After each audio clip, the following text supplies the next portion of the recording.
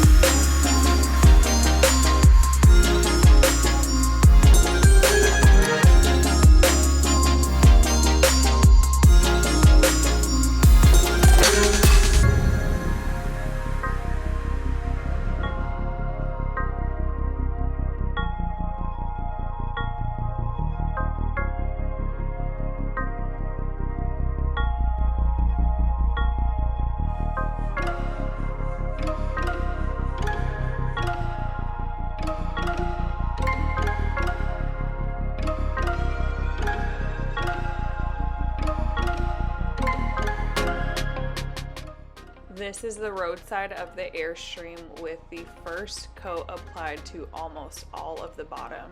You can see the big difference between what wasn't shined and then what was shined just with the first coat. After the first cut of polish was complete, the next step was to apply patches. We measured the size of the patches and then cut them out on an all-clad piece of aluminum using a jigsaw. To create the rounded corners, we used the edge of a can as a template. After that, we equally spaced out the rivet holes using a rivet spacer that I found on Amazon, which I will link below.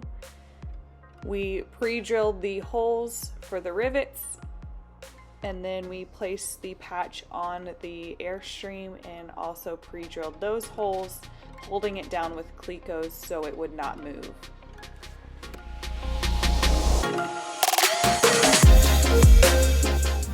After drilling all the holes, we used Gorilla Glue construction adhesive and went along the rivet line to completely seal up the patch.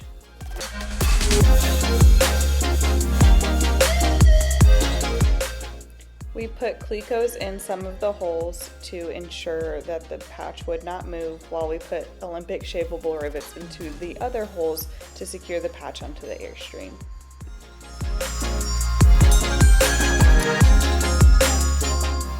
After after the patch is secured with the Olympic rivets, there is a little piece of the rivet that is sticking up off the rivet head. So you can either shave that with a rivet shaver, or you can use a Dremel and cut that piece right off. Now this is Honey. After the first cut of polish is on, the patches are on, and the door is back on.